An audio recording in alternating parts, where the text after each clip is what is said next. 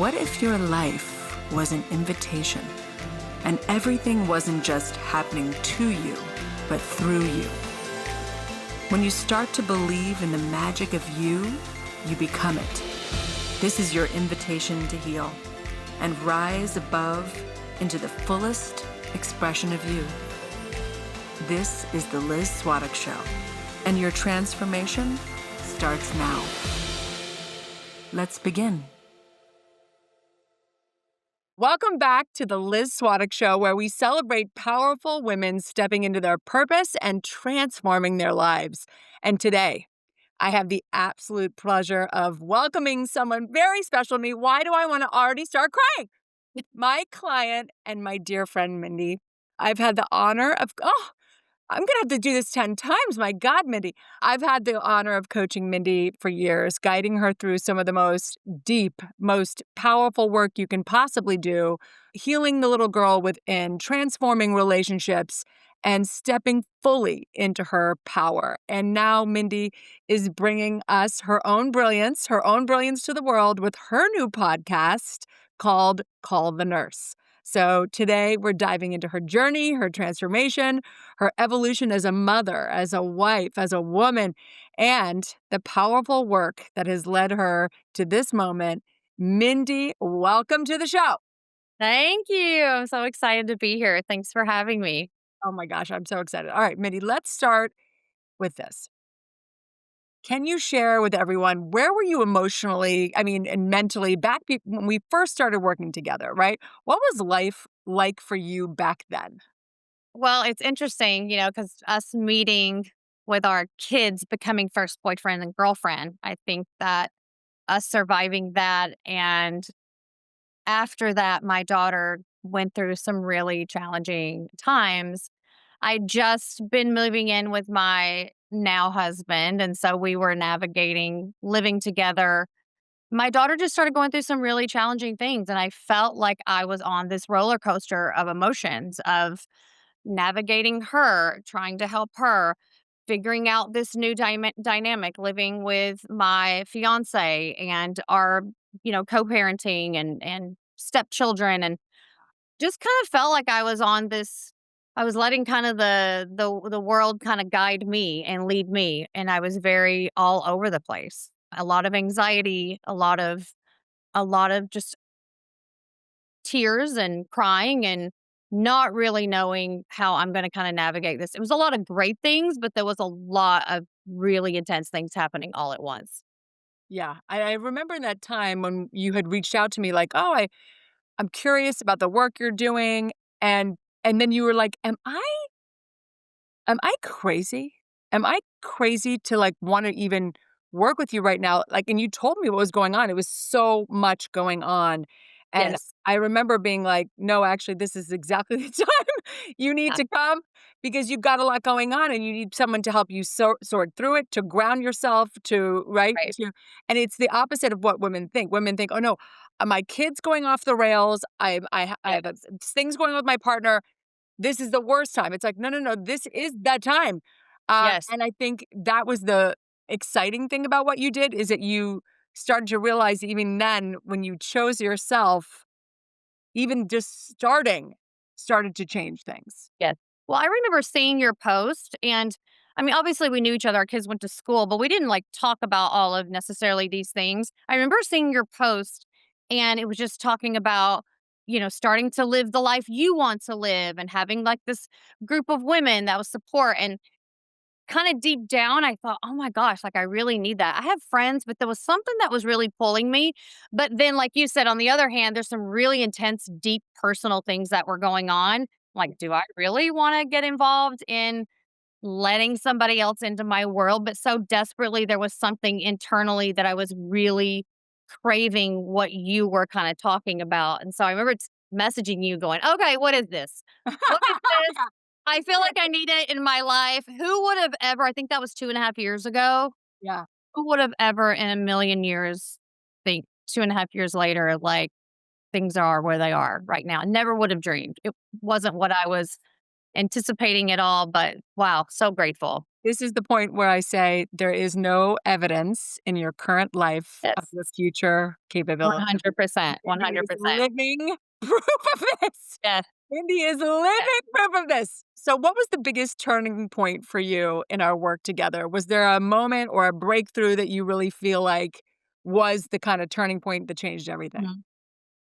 Well, it's interesting because I feel like through some of the work, even in the first year, because things were so chaotic, I kind of felt like I was kind of in, but not like 100% in. I wanted to connect, but I would be just a mess. I would come into groups just sobbing, crying.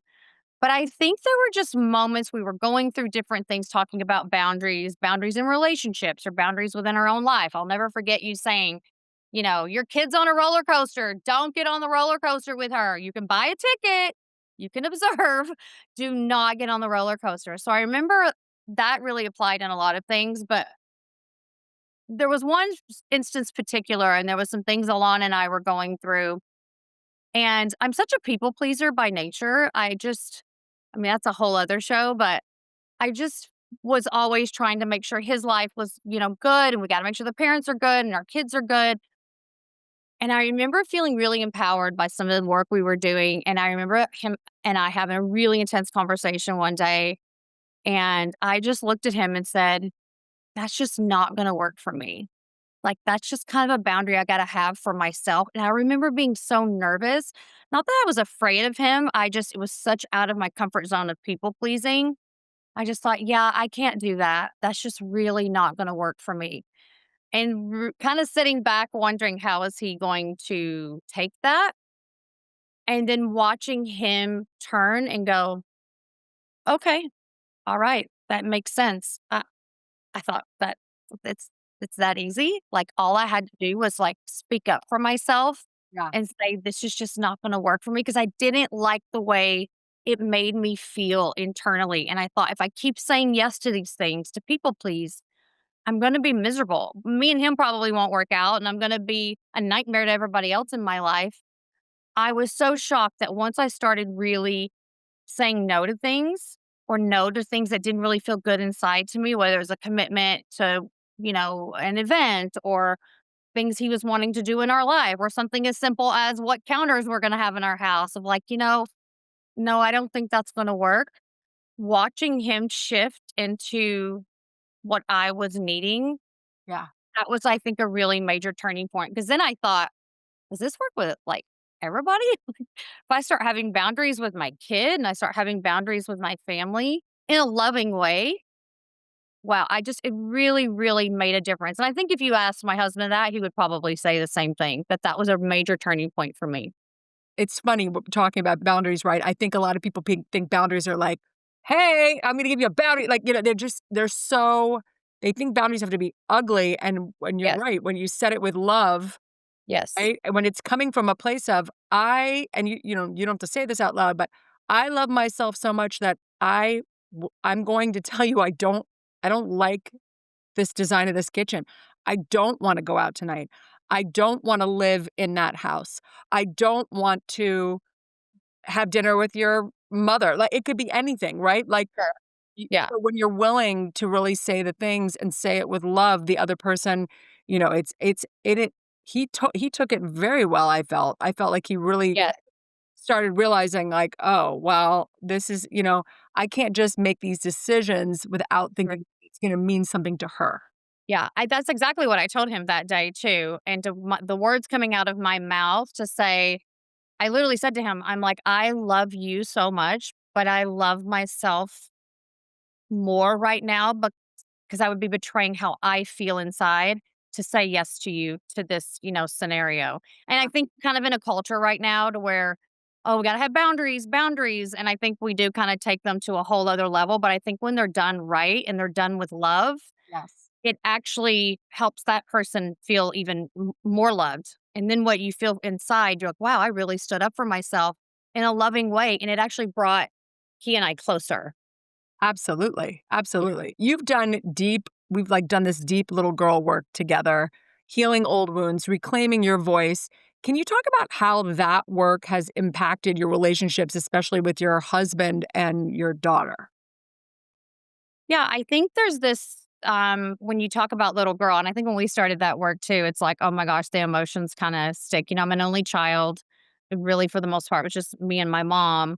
And to go back and to think about how that little girl felt in different ways, I feel like when you start to heal the little girl, at least for me, it helped me have compassion for my own daughter because she is a little girl. And I thought if I behave in a way to her that I wish somebody would have treated me and kept me safe and loved me, it helped me look at her differently. It actually helped me look at my husband differently too, because in that same scenario, when I was having these boundaries with him, I literally looked at him and said, I see a very scared little boy right now. And tears even welled up in his eyes because it's so deep. There's so many things that are there. I was able to look at him with different eyes, not mad, not angry at the situation that was presented, but I really saw him as a little boy just being afraid of whatever decisions we were making. Yep. I think it's helped me even have compassion for my mom. Knowing my mom did the best she could. She has her own little girl that she maybe hasn't dealt with. And it's just helped me see my family, especially my husband and my daughter, through different eyes. And when I started taking care of this little girl inside of me, I was able to now look at them very differently and handle them very differently because they each have that little kid inside of them as well. Yeah, absolutely. How has this all of your work really affected your husband? Because we talk about this all the time. I feel like Alon is like with us. I feel like He's like the poster child of our group. Yes. no, but I mean, he's been at dinner with you and you Yes. mentioned, Wise Women Collective or doing Limitless, and he will look across and tell someone, you should do this. I mean, Yes. he has been such a fan of you doing this work and it's changed so much. So how has it evolved from where we began to now? What's Right. that connection look like now? Yeah, again, when I said 2.5 years ago, if I would could have ever imagined even just how different he is, I could have never dreamed it. And if you know my husband, he's a very intense, very hardworking orthopedic surgeon. He can come across a bit intimidating, but he has this part of him that is very, soft inside. I just feel like when I started showing up for myself, saying things that I genuinely felt, again, with love and respect, not out of this anger. And I think there's a big difference. Women will be like, I'm going to have boundaries with my husband. I Totally. have always said, and Alon even says, you got to write a book on how getting men to do what, their women want, because there's a way to do it just based upon how you behave with them. It's really nothing they really have to actually, do. I just feel like I always say it like I started shifting and rising, and he just started kind of rising with me. He started listening to me instead of getting defensive on issues we may have. I was able to communicate in a way, again, taking care of that little girl and that making sense to him. Okay, now he's just super supportive. I mean, we're even doing this group, and then it can be like, how much are you paying for this? And what are you doing? Now it's like, whatever you are doing there, keep doing it because it's shifted our entire family dynamic, not just him. Because I feel like the changes I've made have now shifted into him. Even his own kids will say, wow, our dad is such a different dad these days. Like he's totally changed. It's this trickle down effect that I think has and even, with his own family, there's all these cultural dynamics and, therapy and these things aren't necessarily accepted. And it can come across, oh, our family member is so different. And it can feel very foreign to them. Yeah. But he's becoming a better version of himself. And I think when he started seeing how his own family and his own friendships started changing as he changed, Yeah. the evidence was even more so. I mean, his family dynamic is so different now. His relationship with his kids, his relationship with his ex-wife, everything is how he treats my daughter, everything has really shifted all because I started changing the way I interact with him. That's really I think the miracle of this all. Yes, I've healed, but to watch entire family dynamics change all based upon how you show up, it's literally life changing for everybody involved. Yeah, and I think that's the ripple effect, the trickle down effect you're calling it, but the ripple effect of, and I think when people come to me sometimes, they come to me and they say, "My problem is the husband, my problem Yes, is the daughter," and I'm like, yes, I hear what you're saying, and yet we're gonna focus on you. yes. I used to actually get annoyed. I used to get annoyed at you, like, "No, you don't understand, like, Yeah, he's this yeah. way," or "My daughter is this way, she's doesn't think she's not a neurotypical kid," and you would just be like, "Okay, but the only thing you can change is you," and I thought, "But I am," I just you don't. Hard to believe too. It It really. really is until you see it happening, and it doesn't happen overnight, and then you start looking back and going, wow, like, that the talk I and Lon and I were just talking about something the other day out here. I'm out here in Florida because 'cause we're kinda always everywhere. Just a conversation with him and how much depth that had, I couldn't have even imagined having that conversation 2 years ago, and he brought it up. I just thought, "Wow, that's really," like, it made me tear up. I said, "I'm so proud of you." He Some of the I feel like deeper conversations. he's looking for ways to connect with you.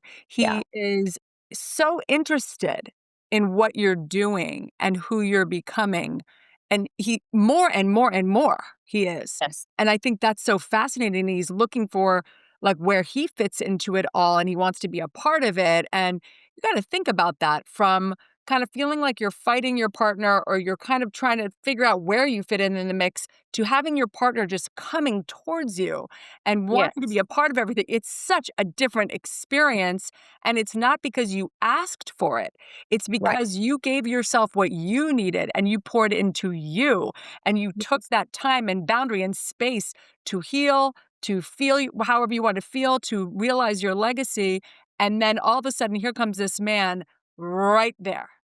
I went into it hoping that I could just not be crazy anymore and not just be cuckoo, and it's helped me be a better mom. It's helped me be a better wife. Alana and I were not married at the time when we started this work. I do not believe we would be married today had I not been doing this work with you and this group that we have. It's helped me be a better daughter, and it's helped me really be a better friend. And it's helped me really be at ease too, because then you start evaluating your relationships and who you surround yourself with, and the energy, who is going to be worthy of your own energy and time, because I think that's really important too. I think you call it energy vampires, right? Like we can all have those in our life. Yeah, yeah. And I probably was one of those too to people until I started doing this work and really working on me. That's a great, great point, Mindy. We all are that. Yes. When we're looking outside, that goes for everyone, Mindy. I mean, when you're looking outside, I was one. I absolutely was an energy vampire. When I was looking outside myself, blaming anything I could and just continually trying to find the answer outside myself, I was not only exhausting myself, I was Yes. exhausting every single person around me.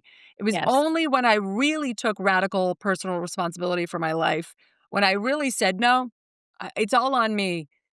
That's the birth that's the birth of your power. That's the seat of where it all begins. Right. When you started doing that and saying, "You know what? I can't change my daughter. I can't change my husband or my boyfriend at the time, fiance at the time. I can only change me. I can't control these things in the world that are going on. All I Mm. can do is turn inward and say, what do I need to Yes. really, to heal and to feel good and to be able to be in the world in the way I want to be here." Right? Yes. That's I what. think that's probably been one of the biggest things probably even recently, and I obviously haven't arrived. I think it's something I'll probably always battle with to some degree, is especially being an only child, not really having a dad, even though my stepdad raised me, all these kind of dynamics. I always craved family, right? And so I couldn't wait to marry into this Jewish family. They do Shabbat and it just didn't work out the way that I had hoped. It's just, it was just different. And I think I drove along crazy trying to just force this, but I'm family and we're married now. There, let me in there. Like, let me in. How can you not love me? People love me. Why don't you love me? Why? How can other people not love me? But shifting that into looking into this little girl that it was a wound for whatever reason.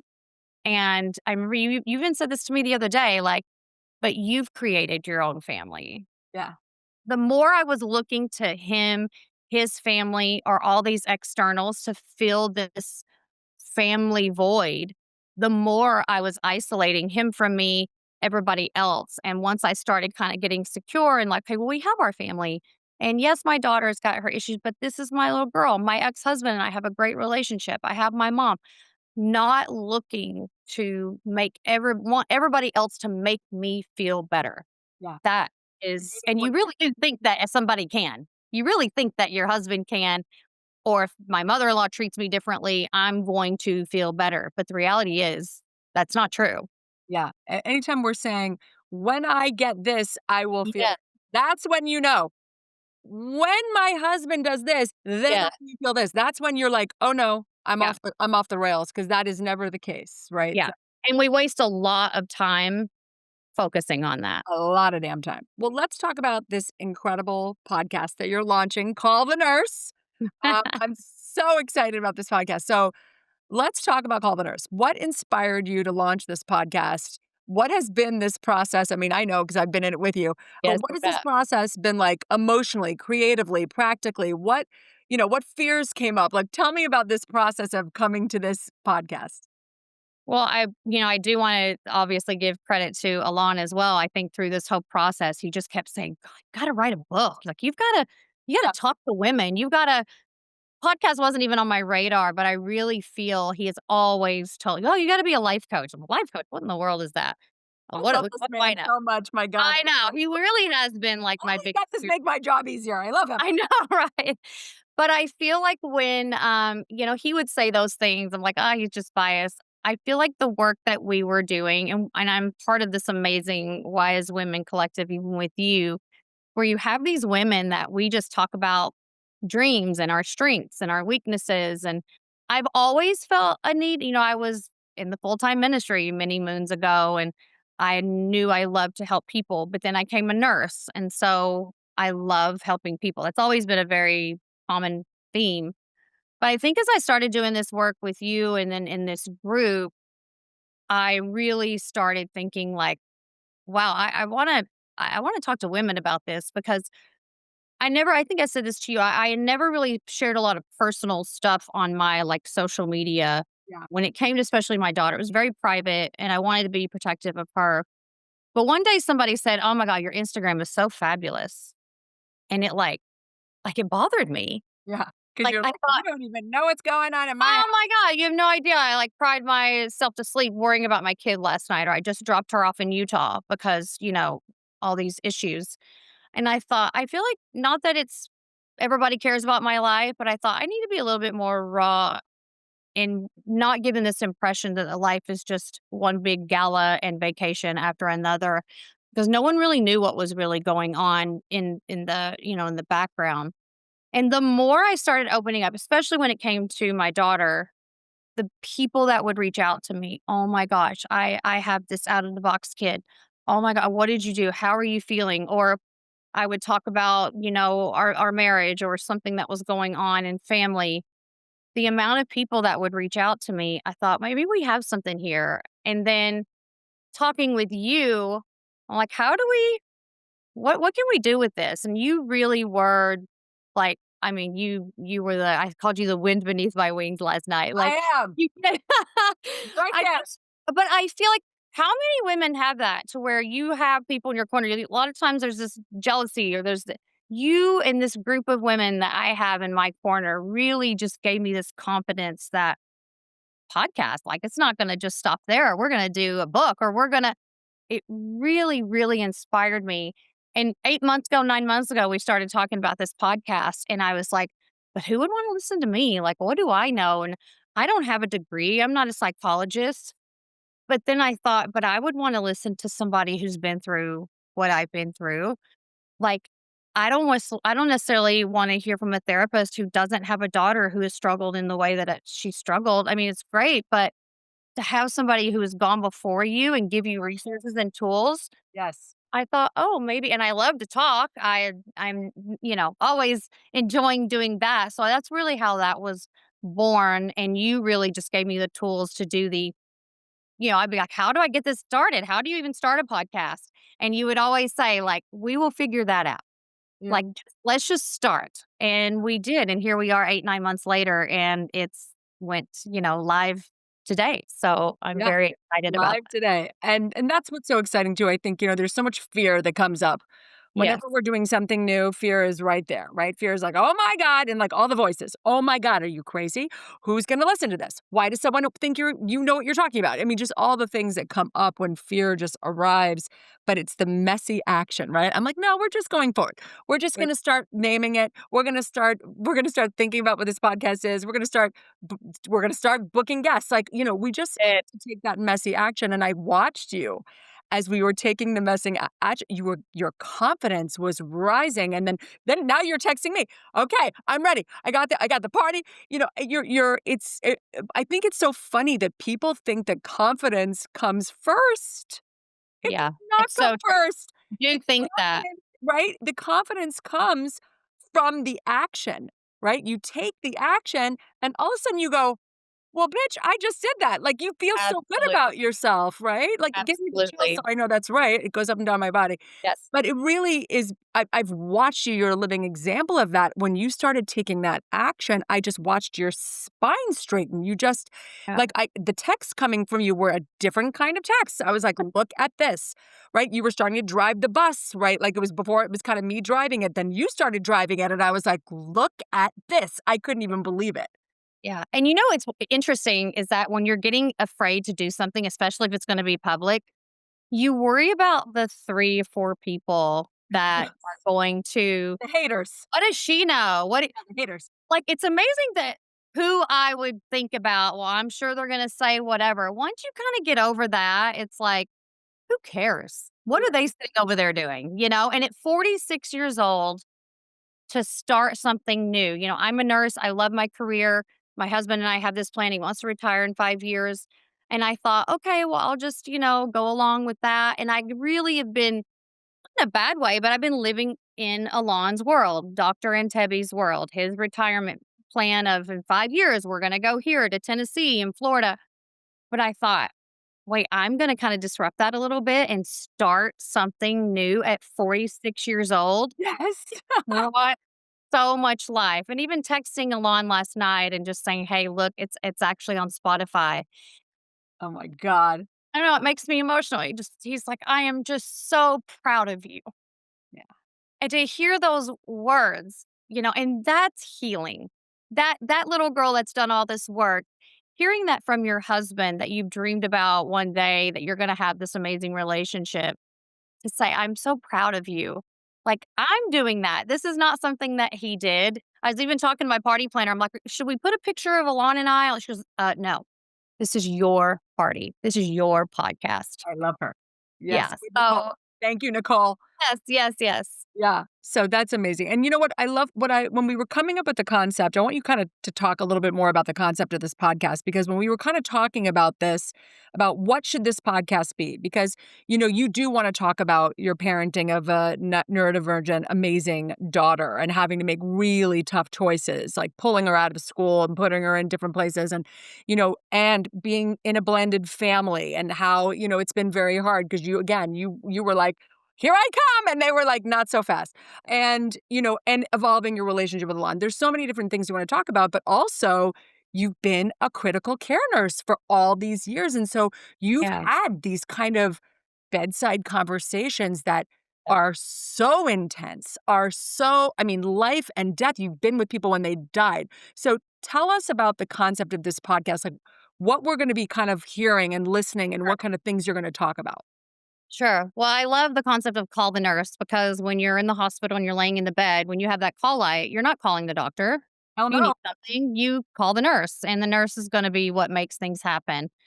And when I was wanting to talk about kind of life and what I've been through, I noticed that at work, I started paying it even more attention Yeah. that a lot of my situations with patients are really the same situations that we have in our own lives. I mean, I've sat next to a woman who was an alcoholic and her crying, because she wasn't, home with her baby and feeling, guilty. And then she literally died 2 days later. And I just, oh, my heart. But I thought, there are women dealing with this stuff outside of this hospital. And, I call them like a code red, the fires, the code red is a fire in the hospital. We have fires in our life.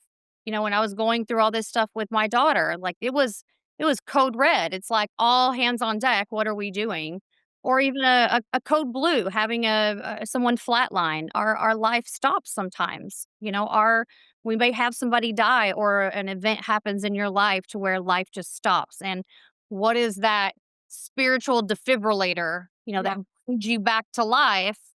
What is that? So there's so many parallels.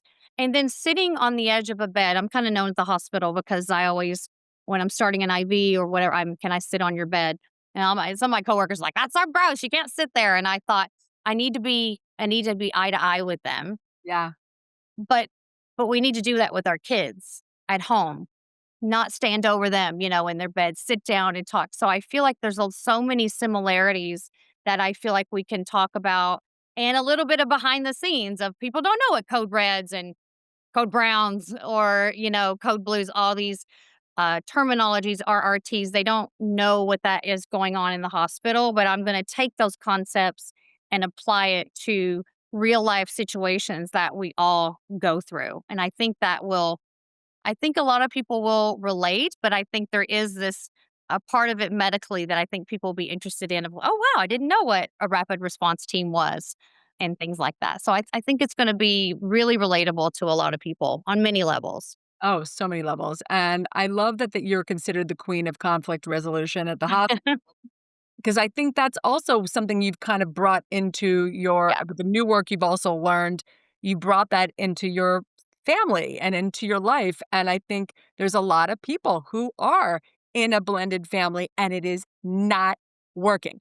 They have a kid who's going off the rails, they're Yeah. hiding it, which you and I both have kids that are, ADHD and all the things, and they've had a real my kid's gone to 3 high schools, I mean, it has been a journey.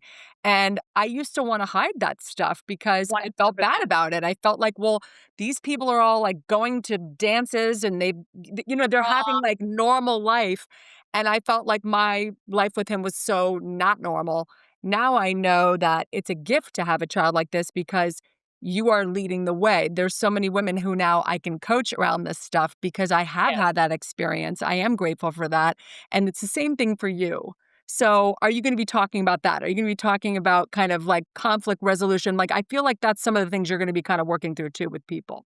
Yeah, I think I mean, listen, I came into a family where I had 2 stepkids at the time, I think we're like 10 and 12. I mean, and going into that situation and really having respect for the mother, right? And setting that foundation and making sure that my stepkids feel, that I respect mom and conflict resolution when it comes to dealing with, culturally different. I'm Christian, my husband's Jewish. There's those situations as well. I think one of the biggest things is just even with our kid, like you said, I had to really fight not getting on social media, of just feeling the grief of, not seeing my daughter go to prom or go to homecoming and really fighting through that. And the judgment of, oh, you took your kid out of school or oh, wait, she's where?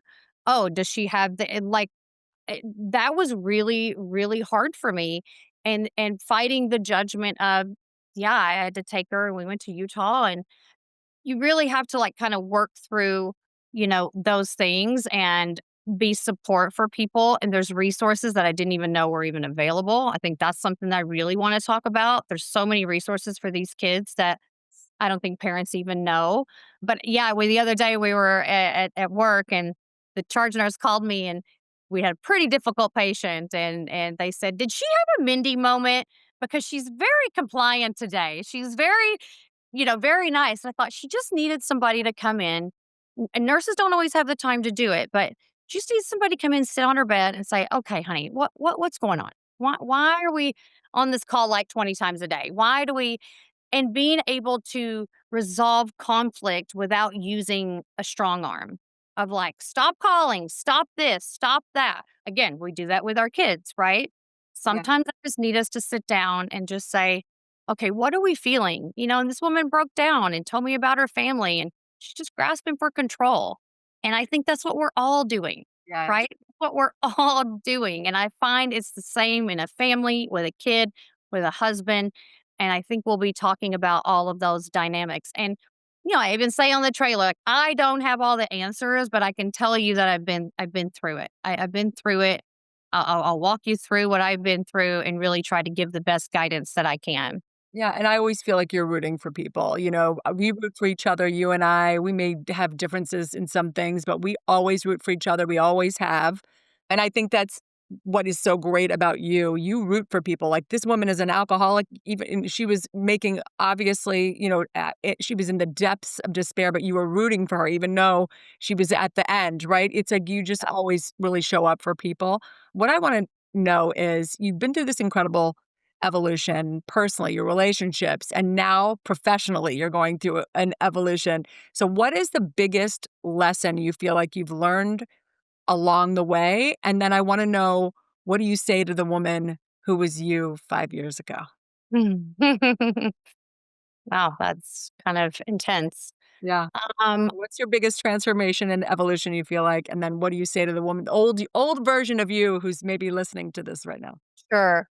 I think for me, the biggest evolution has been that it's okay to put myself first and to invest in putting myself in a position to work on me, that's okay, that I've put myself in a group of women that really call me higher. Like, I would even get a little insecure sometimes when we would even be in groups of like, what do I have in common with these people?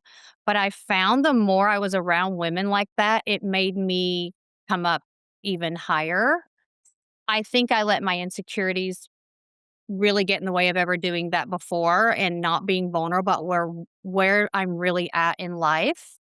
So I think that's probably been my biggest, is really working on myself and whatever that may be. For me, it was this wise women group. It was really committing to, doing coaching with you. And even the concept of a coach. I mean, again, 5 years ago, I'd be like, what is a coach? What, I have a therapist. Yeah.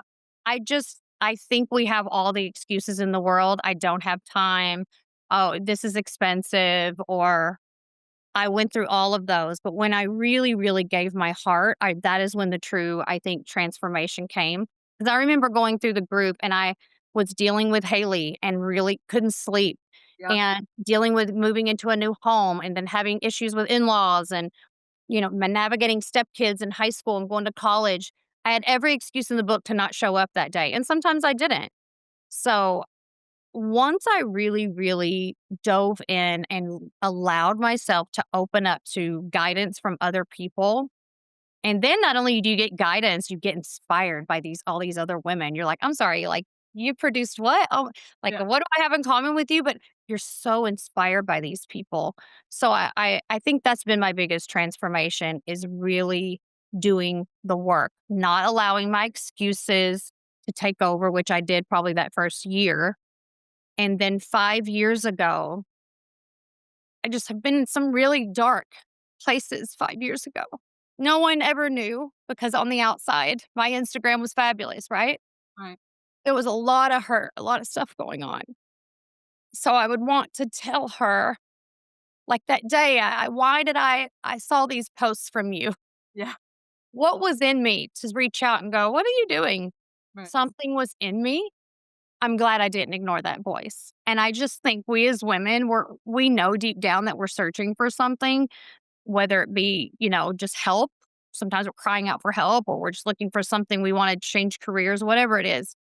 I think we all have that little voice inside of, wait, you're curious about what that is. I'm glad I didn't squash that voice.